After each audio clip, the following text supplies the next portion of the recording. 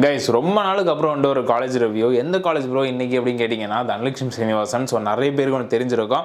இப்போ ரீசெண்ட் டைம்ஸாக வந்து நிறைய இடத்துல வந்து ஃபேமஸ் ஆகிட்டு இருக்கு. நிறைய ஸ்டூடெண்ட்ஸ் வந்து கேட்டுட்டு இருக்க ஒரு காலேஜ் அப்படின்னா கண்டிப்பாக இந்த காலேஜும் இருக்கும். ஸோ உண்மையாக எப்படி ப்ரோ இங்கே ஒர்த்தா, இங்கே படிக்கிறது வந்து பெஸ்ட்டாக இருக்குமா, இல்லை பிளேஸ்மெண்ட் கிடைக்குமா, கேம்பஸ் லைஃப் எப்படி இருக்கும், ஓரளவுக்கு வந்துட்டு என்னால் என்ஜாய் பண்ண முடியுமா, இந்த மாதிரி நிறைய கொஸ்டின்ஸ் இருக்கும் இல்லையா. இந்த கொஸ்டின்ஸ்க்காக ஒரு கம்ப்ளீட் ரிவ்யூவாக தான் இந்த ஒரு வீடியோ இருக்கும்.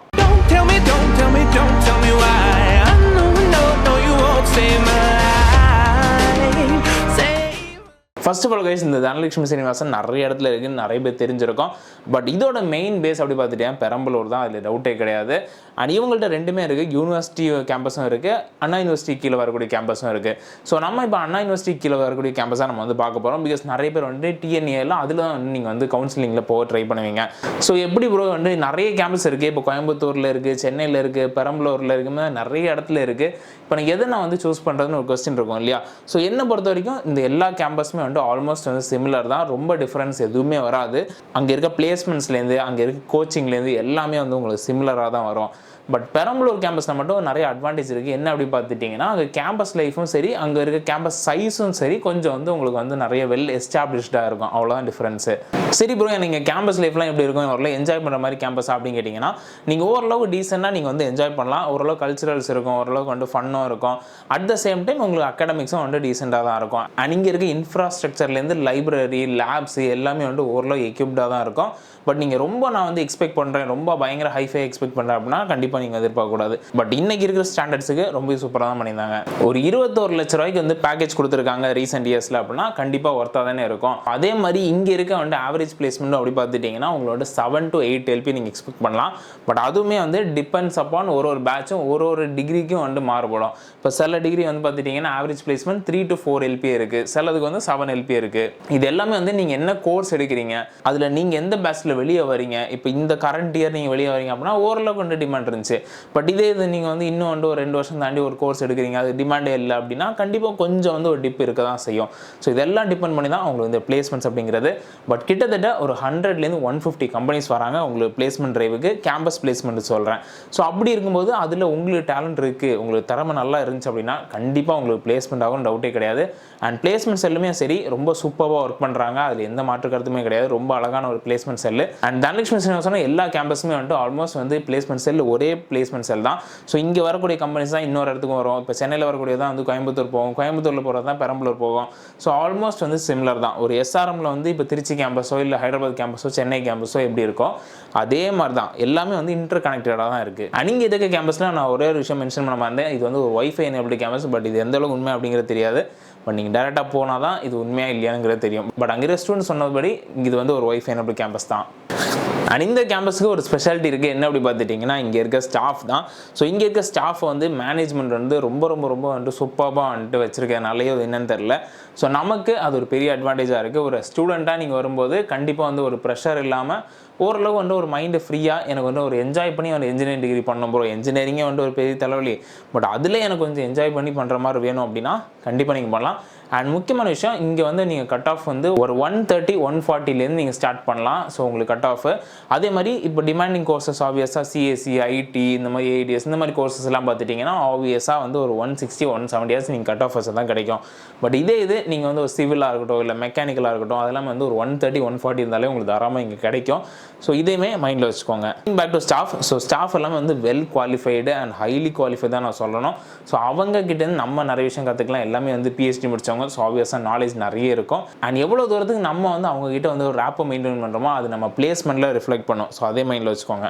சரி ப்ரோ, ஓகே. இப்போ நான் வந்து இங்கே வெளியூர்லேருந்து வந்து படிக்கணும்னு நினைக்கிறேன். ஹாஸ்டல்ஸ்லாம் எப்படி இருக்கும், நல்ல வசதியாக இருக்குமா, சாப்பாடு நல்லா இருக்குமா, அந்த மாதிரி நிறைய கொஸ்டின்ஸ் இருக்கும். ஸோ இதுக்காகவே நான் ஹாஸ்டல் ஸ்டூடெண்ட்ஸ்ட்டே நான் ஸ்பெசிஃபிக்காக பேசியிருந்தேன். ஸோ ஹாஸ்டலை பொறுத்த வரைக்கும் எந்த குறையுமே இல்லை, எல்லாமே நல்லா தான் இருக்கும். ரூம்ஸ் எல்லாம் க்ளீனாக தான் இருக்கும், ஹைஜீன் மெயின்டைன் பண்ணுறாங்க. இந்த மாதிரி எல்லாமே வந்து ஹாஸ்டல்ஸை பற்றி எந்த குறையுமே வரல. ஒரு 3 ஸ்டூடெண்ட்ஸில் நான் பேசினேன், 3 பேருமே எந்த குறையுமே சொல்ல, எல்லாமே நல்லா இருந்தால் சொன்னாங்க. அண்ட் ஃபுட்டுமே பார்த்துட்டிங்கன்னா டிபெண்ட்ஸ். ஸோ ஃபுட்டை பொறுத்தவரைக்கும் நான் 3 பேர் பேசினேன். அதில் ஒருத்தவங்க வந்து கொஞ்சம் வந்து ஓகேஷாக இருக்குன்னு சொன்னாங்க. பட் மிச்சம் இருக்க 2 பேருமே வந்து நல்லா தான் இருக்கிற மாதிரி தான் சொல்லியிருந்தாங்க. அண்ட் அது வந்து ஆப்வியஸாக இப்போ ஒருத்தவங்களும் டேஸ்ட்டு மாறுபடலாம். ஒருத்தவங்களும் வந்து வீட்டு சாப்பாடுலேருந்து டிஃப்ரெண்ட் ஆகும்போது அவங்களுக்கு பிடிக்காம போகலாம். அண்ட் ஓவர் லாங் பீரியட் இப்போ நான் பேசின எல்லாமே 3rd year 4th year பசங்கனால so ஒரு 3 வருஷம் 4 வருஷம் வந்துட்டு ஒரு மாதிரி ஹாஸ்டல்லே இருக்கிறதுனால அவங்களுக்கு கண்டிப்பாக வந்து ஒரு மைனஸ் ஒரு ஃபீலிங் இருக்க தான் செய்யும். அண்ட் மெஜாரிட்டி ஸ்டூடெண்ட்ஸ் அப்படி பார்த்துட்டிங்கன்னா அவங்க வந்து இப்போ ஃபைனல் இயராக இருக்கட்டும் இல்லை 3rd இயர்லேயே வந்து காலேஜ் விட்டு வெளில போய் தங்க ஆரம்பிச்சிடறாங்க ரூம் எடுத்து பசங்களாக ஃப்ரெண்ட்ஸாக.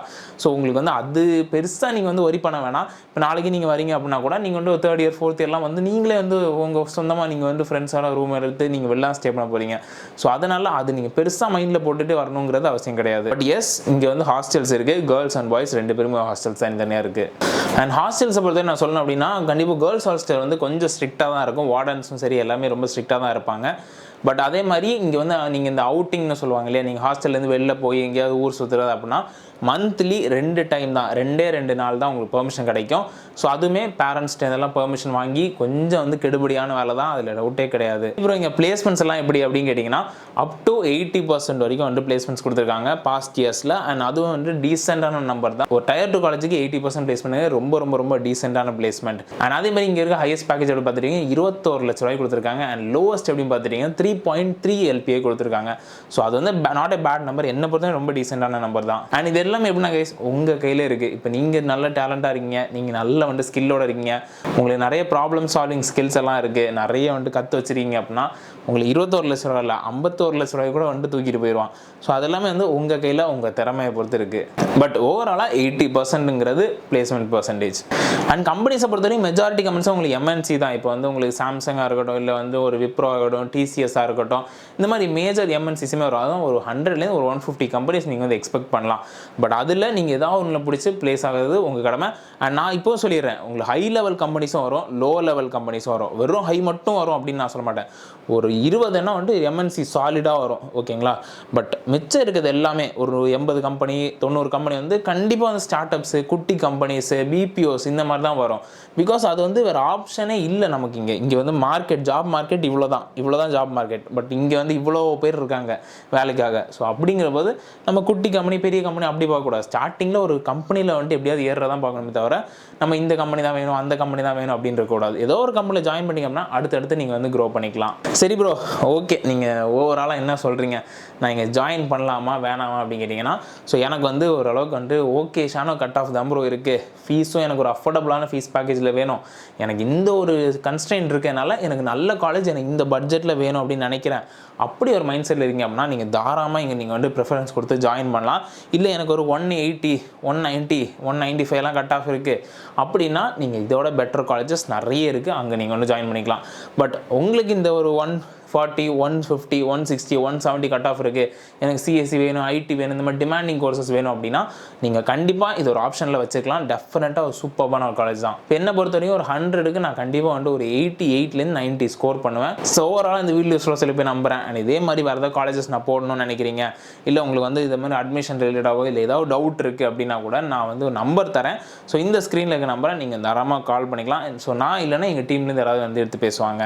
ஸோ அண்டில் தென் மறுபடியும் இன்னொரு வீடியோவில் சந்திக்கலாம். Until then tata bye bye.